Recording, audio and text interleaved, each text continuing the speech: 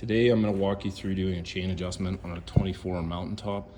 The same procedure will be for the 23s and 24s. The 25 has a bit of changes or a bit of different procedure to this, which I'll explain.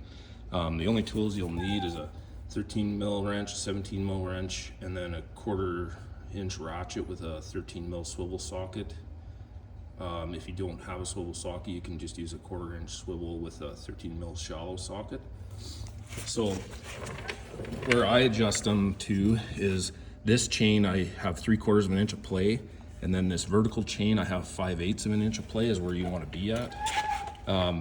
So initially, when you put the kit on the bike and you run it after the first ride, you want to adjust the main chain from the bike to the kit because it has a wear pad at the front here, and that wears right away, and then you get chain slap. And I've had multiple customers think there's a transmission problem, and it's just a chain slapping, making noise.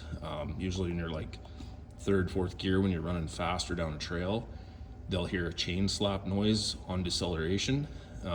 That's all that is. It's pretty simple. So the adjustment to adjust the main chain from the bike to the kit, there's 4 bolts here that are basically the same as this.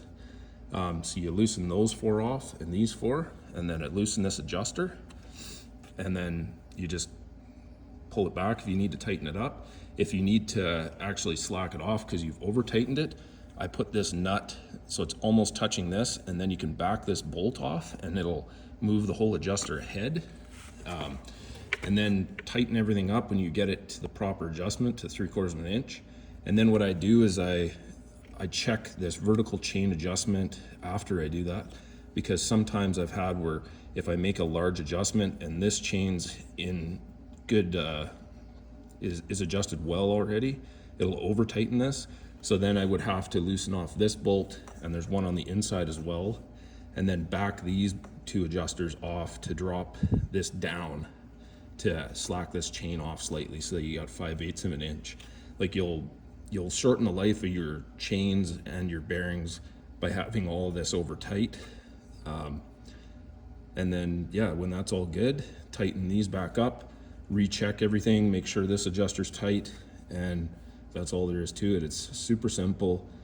The adjustment on these, actually, I like. It doesn't change any of the geometry between the bike and the kit, where like a timber sled or Yeti or any of those, they'll actually move the kit back, and it changes the geometry. The further you get the kit back from the kit back from the bike, it'll make the bike longer, and it'll act more like a long track and be slower turning. So I do like this adjustment. On a 25 and 26, they have the same adjuster here, basically out here, to keep everything square, because on these you got to be careful not to loosen these off too much, because you can actually have the shaft a little bit crooked. That's why I always check adjustment after everything's tight.